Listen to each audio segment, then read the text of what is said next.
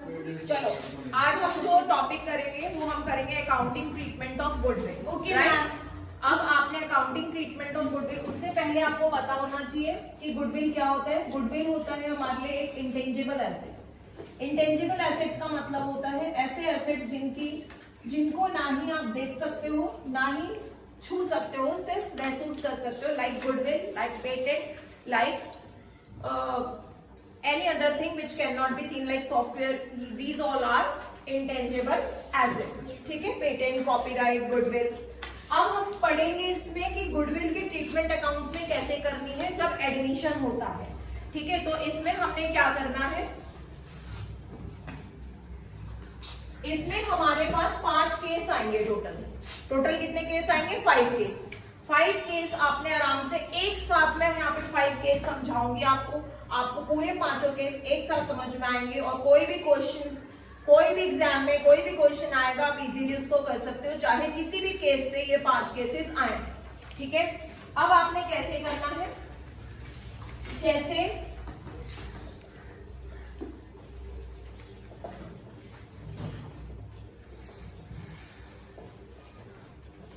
Accounting treatment of goodwill. मैंने आपको पहले कहा यहाँ पे 5 केसेस आपको मिलेंगे। केस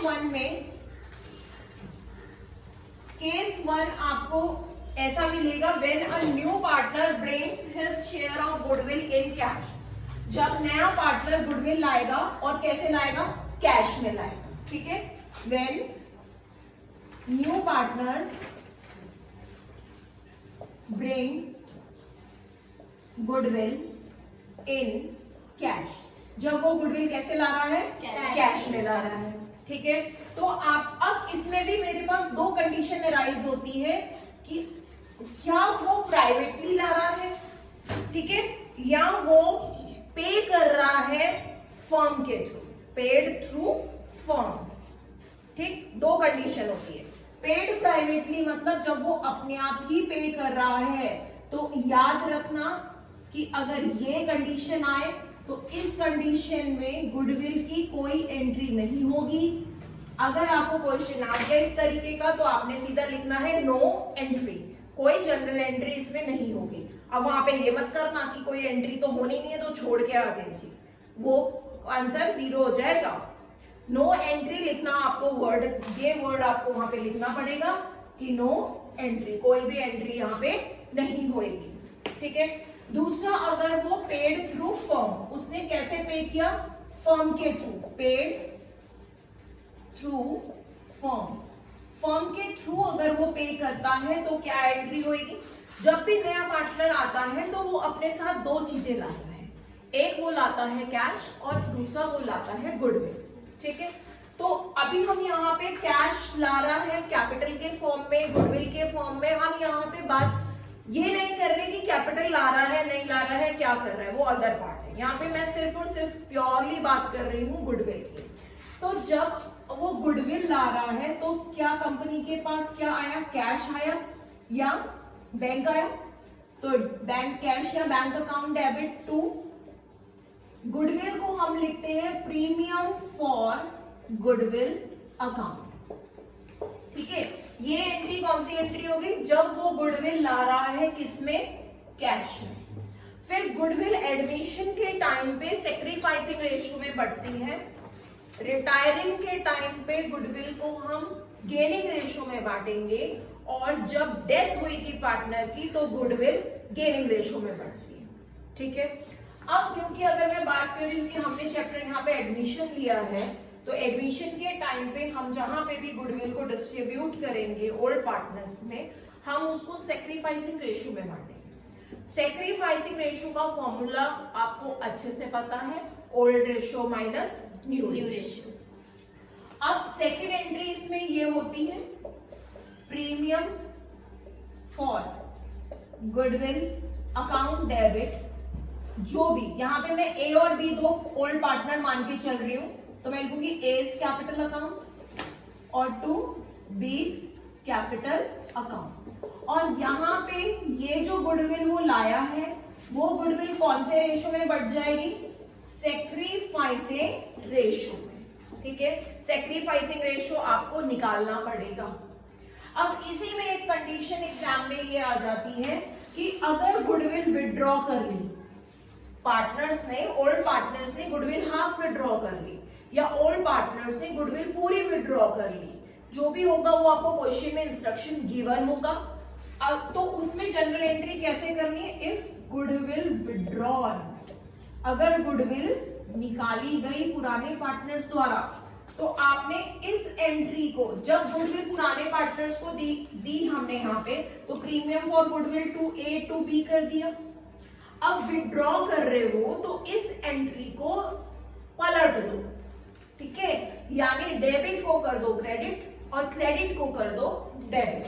तो विड्रॉल के केस में याद रखना कि जो मेन प्रीमियम वाली एंट्री होती है वो उल्टी हो जाएगी, यानी ए और बी अब डेबिट में आएंगे, तो A capital account debit, B capital account debit और 2। अब यहाँ पे आपने प्रीमियम नहीं, क्या लिखना है, कैश ऑब्लिक बैंक अकाउंट, क्योंकि वो गुडविल या तो कैश के फॉर्म में ले जाएगा या बैंक के फॉर्म में ले जाएगा, और फिर एंड में जब आप बैलेंस शीट बनाते हो तो कैश में से या बैंक बैलेंस में से जितना उसने विड्रॉ किया उसको हम माइनस करते हैं बैलेंस शीट में, ठीक है। यहां तक एक पोर्शन केस 1 खत्म होता है। मैं एक बार दोबारा फटाफट से समझा रही हूँ, ध्यान से सुनेंगे। When new partner bring goodwill in cash, जब नया पार्टनर है और गुडविल ला रहा है कैश में, तो दो कंडीशन उसके पास राइज होती है, या तो वो गुडविल प्राइवेटली पे कर ले, चुपचाप पे कर ले, तो कोई उसमें हमें कोई एंट्री पास करने की जरूरत नहीं है, बिकॉज यहाँ पे फर्म का इन्वॉल्वमेंट नहीं हुआ है। सेकेंड केस में पेड थ्रू फर्म, अगर आप फर्म को भी इन्वॉल्व कर रहे हो तो obviously you have to pass a journal entry in the books of account. तो यहाँ पे आपने क्या करना है, दो एंट्री बनानी है, cash account debit to premium for goodwill, और यहाँ पे आप अगर नया पार्टनर का नाम सी है तो 2 C's कैपिटल अकाउंट लिख सकते हो। यहाँ पे वो अमाउंट आती है जो सी अपनी कैपिटल लेकर आ रहा है फर्म में, ठीक है। फिर उसके बाद होता है premium for goodwill account debit, जो प्रीमियम है गुडविल का, जो सी के हिस्से का प्रीमियम है, नए पार्टनर के हिस्से का प्रीमियम है, हम उसको कौन से रेशियो में बांटेंगे, सैक्रिफाइसिंग रेशियो में। उसके बाद अगर कोई क्वेश्चन में ऐसा काम दे दिया आपको करने के लिए कि if goodwill was withdrawn, half of the goodwill was withdrawn, है ना, या फिर full goodwill was withdrawn by the old partners in their ratio या इन देयर ओल्ड रेशियो या सैक्रिफाइसिंग रेशियो, तो उस केस में जब हमने पार्टनर्स को दिया था तो 2 में डाला था, यहाँ पे उसको डेबिट में डाल दीजिए, और 2 से आपकी कंपनी से क्या चला गया, कैश में, बैंक बैलेंस से दे दो तो बैंक चला गया। यहाँ पे आपका केस 1 खत्म होता है। केस 2 में क्या होता है, केस 2 में जब गुडविल वो ला तो रहा है लेकिन वो कैश में नहीं ला रहा, गुडविल ला रहा है वो, लेकिन कैसे नहीं ला रहा है, कैश में नहीं ला रहा है, यानी कि when new partner is unable to bring goodwill in cash, जब वो गुडविल किस में नहीं ला रहा, कैश में नहीं ला रहा। तो देखो प्राइवेटली का तो सीन ही नहीं है कुछ इसका, है ना, वो पेड कर रहा है फर्म को, अगर पे करता तो बात थी, यहाँ पे वो पे कैश तो ला ही नहीं रहा है, कैश तो नहीं ला रहा है, तो ये एंट्री खत्म हो गई।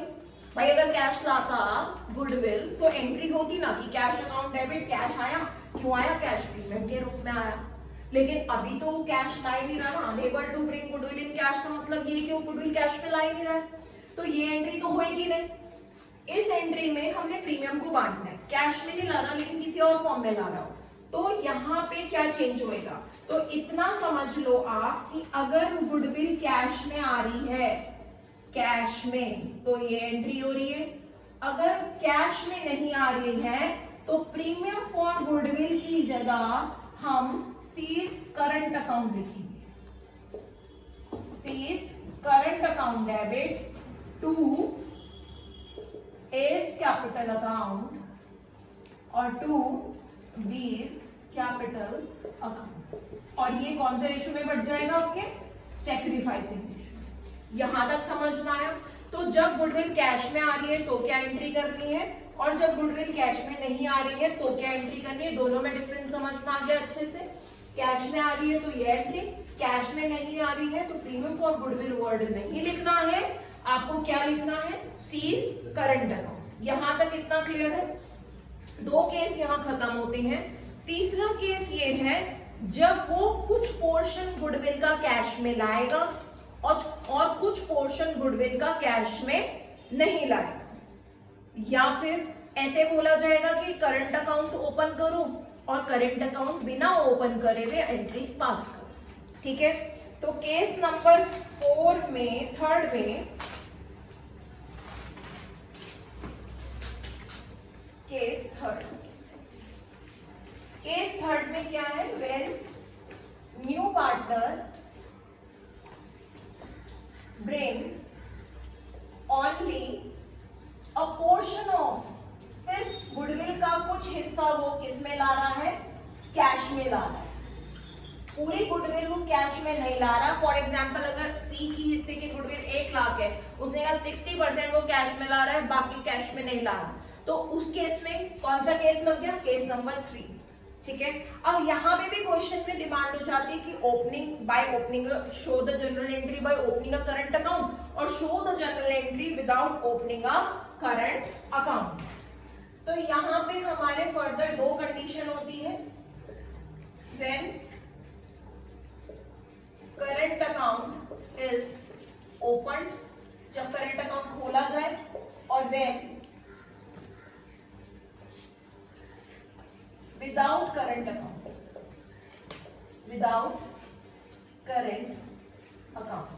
भाई जब करंट अकाउंट खोला जाएगा तो सीधी सी बात है कि ये करंट अकाउंट वाली एंट्री है। ठीक है, अब क्या हुआ, वो अपना कुछ हिस्सा कैश में लेकर आया। ठीक है, तो एंट्री क्या हुई, cash account debit to premium for goodwill account. For example 1 lakh में से वो 50,000 जो है या 60,000 जो है वो कैश में ला रहा है। ठीक है, और बाकी वो कैश में नहीं ला रहा है।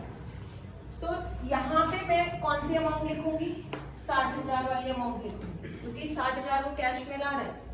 1 लाख में से 40,000 यहाँ पे नहीं लिखे जाएंगे, 40,000 वो कैश में नहीं ला रहा है। तो अगली एंट्री क्या होगी, अगली एंट्री एक तो ये एंट्री होगी premium for goodwill account debit, फिर लिखा C's current account debit to A's capital account to B's capital account. अब यहाँ पे आपने क्या करना है, प्रीमियम फॉर गुडविल अकाउंट के आगे तो आप ये 60,000 लिख देंगे। उसके बाद सीज करंट अकाउंट में वो पैसा आता है जो वो गुडविल लाया लेकिन कैश में नहीं लाया।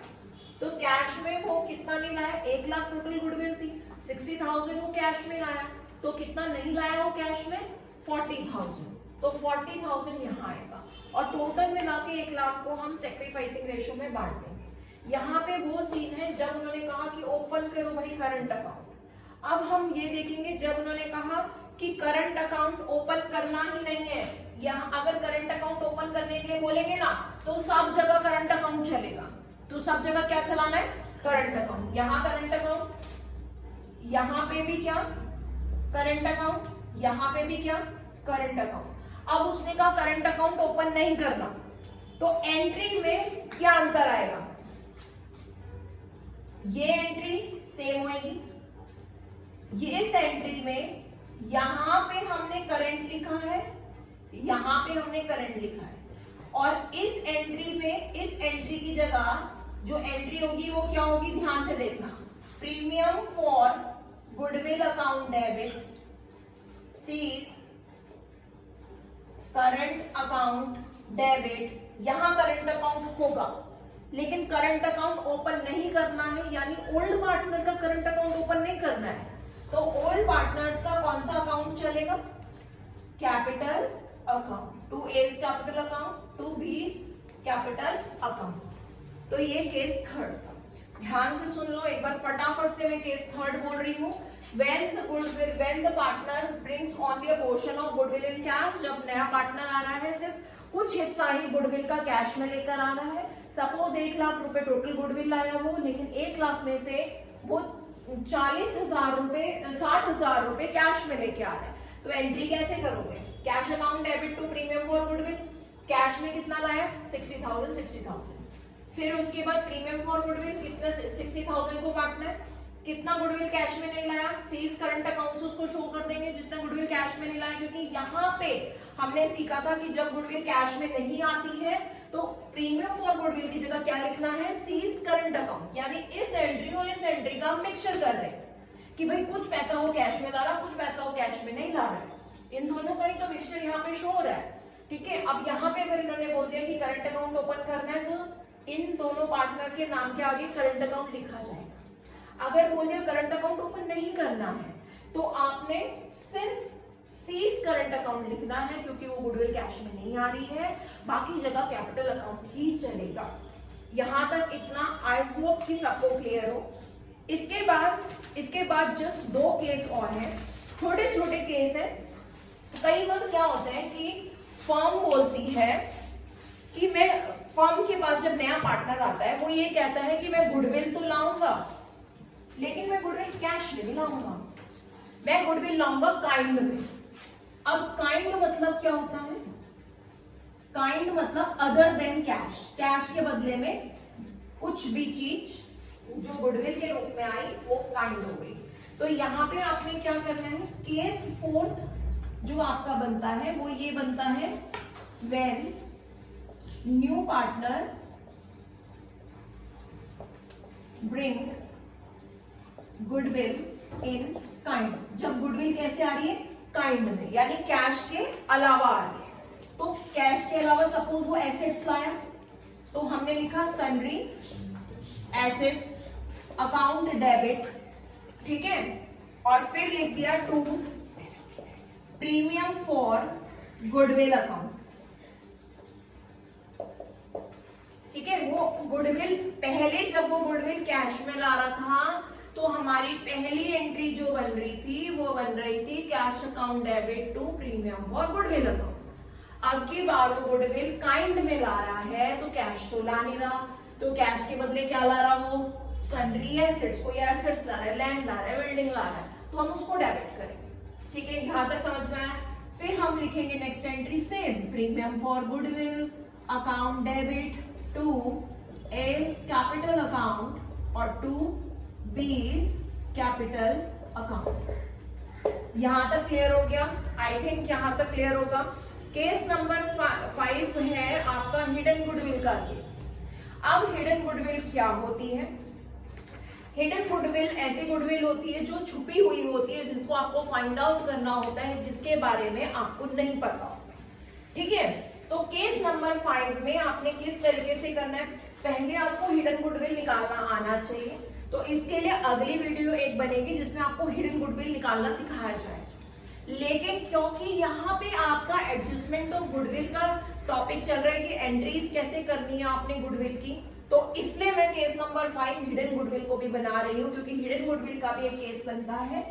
ठीक है, और मैक्सिमम चांसेस होते हैं कि हिडन गुडविल से क्वेश्चन में एग्जाम में आपके जरूर एक क्वेश्चन आए। ठीक है, तो इस टॉपिक को अच्छे से प्रिपेयर करके जाना है एग्जाम के लिए। केस 5 है आपका व्हेन गुडविल इज हिडन। ठीक है, जब गुडविल हिडन होती है तो हिडन मतलब in case of hidden goodwill it is assumed that new partner brings that goodwill not in cash. नया पार्टनर गुडविल तो ला रहा है, छुपी हुई गुडविल है, लेकिन वो गुडविल कैश में नहीं है। तो जब गुडविल कैश में नहीं आती तो हम क्या एंट्री करते हैं, हम करते हैं न्यू पार्टनर्स, या फिर हमने यहाँ पे हमने न्यू पार्टनर को क्या माना था, सी।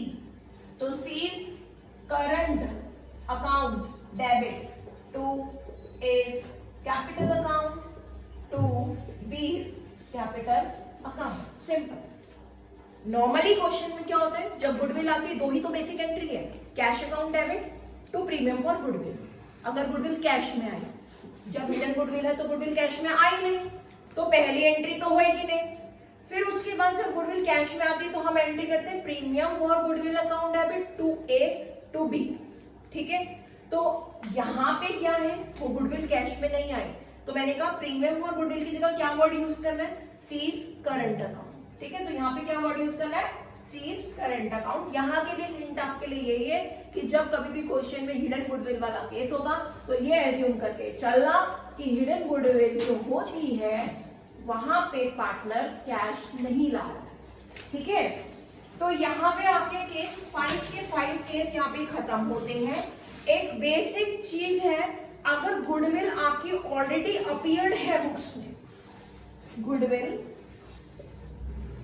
ऑलरेडी अपीयर्ड, ये पांचों केस के साथ एक आती है एंट्री, मतलब पांचों में से कोई एक केस आ गया और साथ में क्वेश्चन में ये भी गिवन होगा कि goodwill already appeared in the books या बुक्स ऑफ अकाउंट्स, तो उसमें आपने एंट्री क्या करनी है, आपने पुराने पार्टनर का नाम लिखना है, A capital account debit, B capital account debit और 2 गुडविल अकाउंट। यहाँ पे ये जो गुडविल है ये ओल्ड रेशियो में बटेगी, सैक्रिफाइसिंग रेशियो में नहीं बटेगी।